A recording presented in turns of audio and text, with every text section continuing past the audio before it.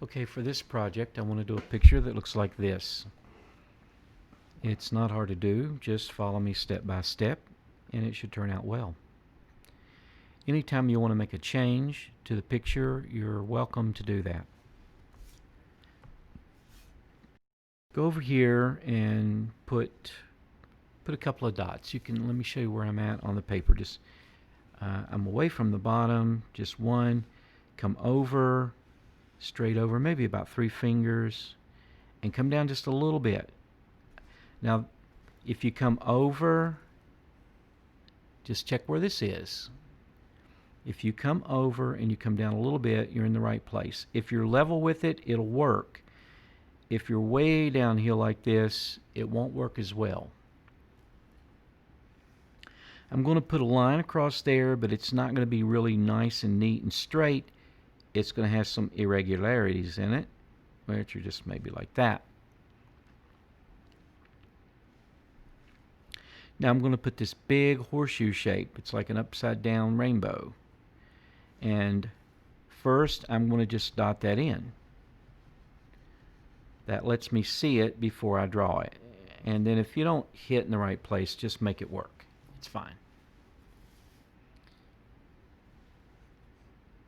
Okay.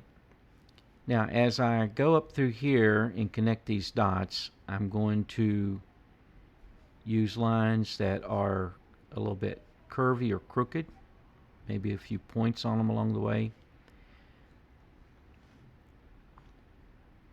And this will make this look like an old stone with rough edges.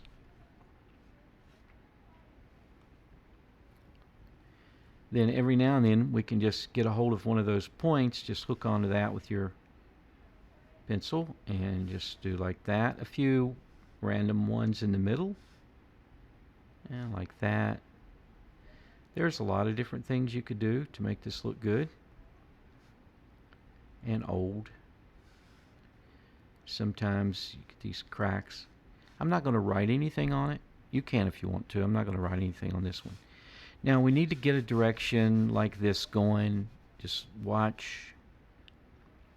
If you're still working with the rock, just stop and watch. We need to do this. You can go back and fill that in later. Alright, let's get a line going this way. We want to stretch it out to the back, and it don't have to be straight. I'll probably put some grass over that in a few minutes. But then we go to the top, and as we come down, we'll do that dotted line again. When you connect the dots, make sure your line doesn't go straight dot to dot. It needs to have these little irregular twists and turns, random maybe, like that. And now again we catch on to some of the points and just bring that across. A little hatch shading once in a while helps create the illusion of 3D. Hatching is just when you use straight lines to darken in an area, and it's a form of shading. And hopefully this is starting to look a little bit 3D. And another thing the hatching does, it helps show the surface area, the direction the surface is. That is, whether it's angled this way or angled that way. The plane. Alright, now when we come down through here, we're going to go on the same slant. And then we're going to go back a little bit, and we're going to continue that slant. Back, continue the slant. Now, if you don't get this perfect, it'll be okay. Mine's going to be kind of a rectangular hole in the ground. A grave.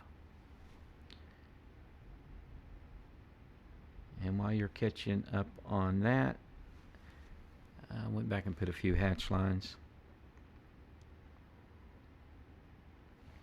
Okay, now this other line is going to go that way, except that it's going to slant out just a little bit more. And if we run off the edge of the paper, it'll be okay. I'm not sure that we will, but it'll be okay if you do. Alright, We need to get on a slant. The line down here needs to be wider than the line up here because it's in perspective. And as you're looking at something, things near to you appear to be larger than things further away. In reality, they're not larger, or maybe they're not, but they look like they are. It's an illusion. All right, this side we come down. Once again, we go back. Same thing we did on the other side. Down, back, down. And at some point, when these look about the same length, you can just stop and come across like that.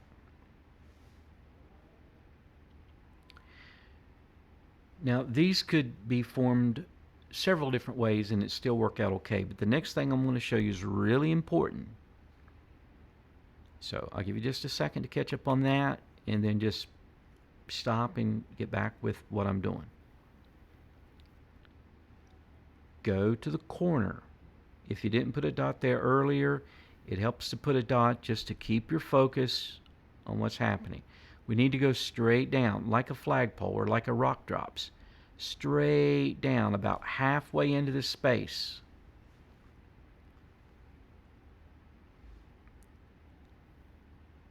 All right. Now you come over. You want to go this way, just like this line here. You want to practice that line, draw it here. Practice that, draw here. Practice that, draw here. A few little detail lines that go straight up and down with some hatching helps create the illusion of 3D even this early on. Don't worry about if lines run over top of lines. When you shade it in, it covers that up. All right, now stay with me. Put a dot right there. It's where this line changed directions. And go this way, this way, this way. We want to follow the same slant as these other two. So if you want to sketch that or dot that in, check it, because now this should look like it's a hole in the ground. And if it doesn't, well, something may be wrong. Okay, before we draw anything down here, we want to drop like a rock, straight, straight, straight down. Or you could angle them in. I wouldn't angle them out. I mean, you can, but it looks better if you just come straight down. Now, if you had any little irregularities in the line that come across here, you can just shade those in a little bit. I realize this run off the edge of the paper. Maybe yours didn't. It's okay either way. This will still work. All right, we use that little dotted line kind of as a guide, but we're going to go up on this line a little bit and connect the dots. And when you hook on here, just bring it down until it hits something. I'm not super happy with that line. I would rather it have slanted this way more, so when I color this in, now if I had a pencil I would just erase it. But I have to work with the pen so you can see it better, and I have to get it right the first time. And sometimes I don't.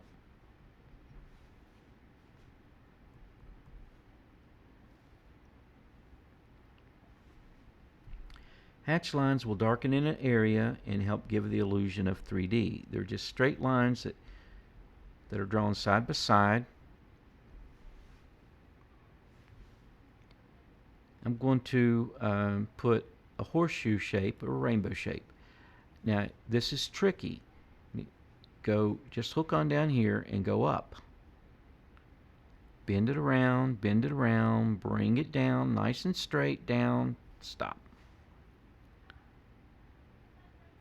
I could put this as a door. I could make this into a door or a tunnel. And I'm going to make it into a tunnel. So we go up. Well, actually, let's go this direction. Get this direction into your hand motion. Practice it, in other words. Kind of get that locked in. Get that into your head. Lock that in. And you want to make that same slant this way. I would erase this line if I were drawing in a pencil. And that's got a bunch of like scribbly lines there. But still yet, when we put some hatch lines in here, it will give the illusion of that being going backwards into the ground.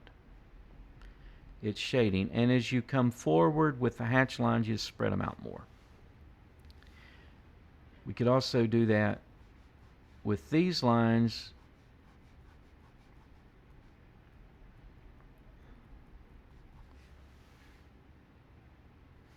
And it helps to look 3D.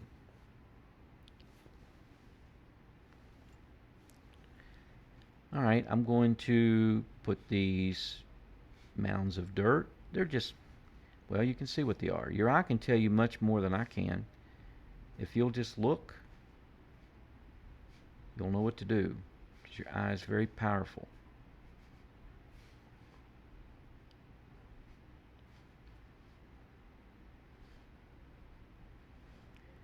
These could be a lot of different ways and still be okay.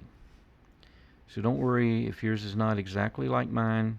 That's probably a good thing, because art is not about just copying something. It's about creating, and sometimes what you create turns out it was an accident that worked out great. Alright, we could do more, but that's probably enough. I'm going to come in here with like some weeds that have grown up around. Some little grassy marks here. And grass doesn't grow, it's not this. That's not a good way to illustrate grass. It'll work, but it works better if you just take them every different direction. Even in the dirt that's piled up, maybe this has been open for a while and some grass has started to grow in it. There have been times I've piled up dirt when I dug something out and come back 2 or 3 weeks later and grass is growing like that. Now there's more we can do to this, and it's mainly detail. We'll just come back to that later. But I want to go over here and put a rock wall. I'm going to end the rock wall about here, so I'm just going to come across here and I'm going to put a line where the rock wall ends. Now yours could come on over, but I'm going to end mine here,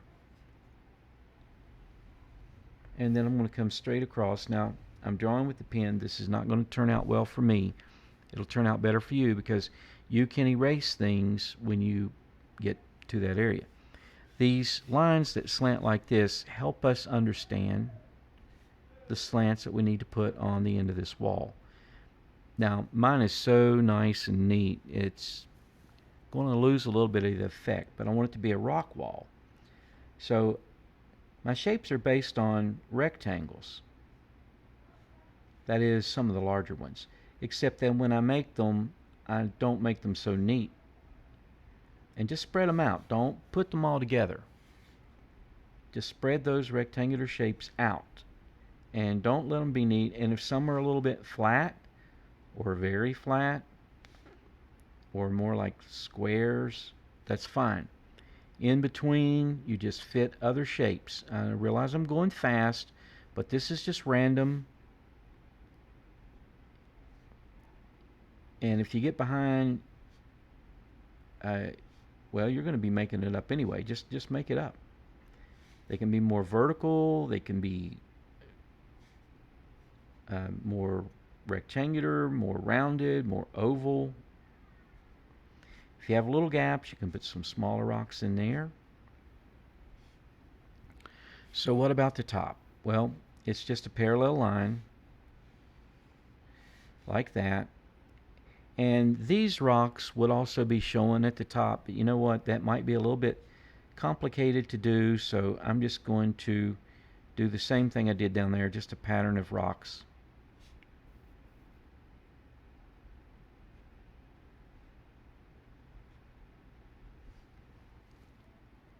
It should look enough like a rock wall that we can get by with it.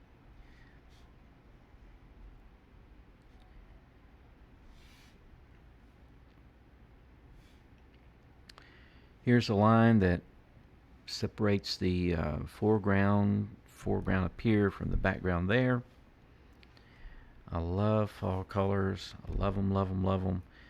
I'm thinking about putting a row of trees across there like I've done in other pictures, like this one I did a few years ago. And I've redone it many times. I've used it some this year in some classes. All right. I'm going to put those trees. Wait a minute. I see something here. That line needs to go on across. I'm going to put that row of trees. And if you need help, well, if you put your finger down and give it a curly hairdo, that'll work. And sometimes you go way up like a rocket and drop down. And it creates trees that are taller. And once you figure that out, you don't need your finger anymore. And then you just keep hooking them together. And if it's hard to do, then just count. 1, 2, 3. Hook on. 1, 2, 3. 1, 2, 3. 1, 2, 3. Once you get the hang of that, then you can go a little quicker. You can make some taller, some shorter, some in between. The reason I love putting trees in pictures this time of year, which is fall, by the way, when this video has been made, for those that may be watching it at other times, it gives me a place to put some really bright, beautiful, colorful colors. All right, if you want some grassy things, you can draw the grass. You could put a sunset in there. I think for this one, I would just rather put that big. I like the big, big, big bright suns in my picture. Well,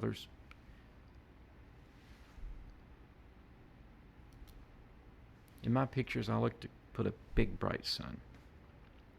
You can have other things in your picture, and you can just make those up. All right, for a little bonus 3D, if you want to put a hole in the ground, you can follow this. Now, if you don't want this, that's fine. I'm not going to too much try to describe what I'm doing because it's easier for you to know what I'm doing just by watching. So I made this a regular shape. It doesn't look like a hole in the ground, but watch. When you start to drop the lines down and add some hatching, then it does. Especially back in these corners, when you hatch those very darkly, that looks good. And when the ground is dug out like that, you may see these marks. Like when the ground breaks apart, you hit it with a shovel or mattock, sometimes you get these little pieces like that. The hatching is very, very helpful in creating 3D. Now, you don't have to hatch everything. Okay, I'm going to let you work and play some music, and I hope this was fun.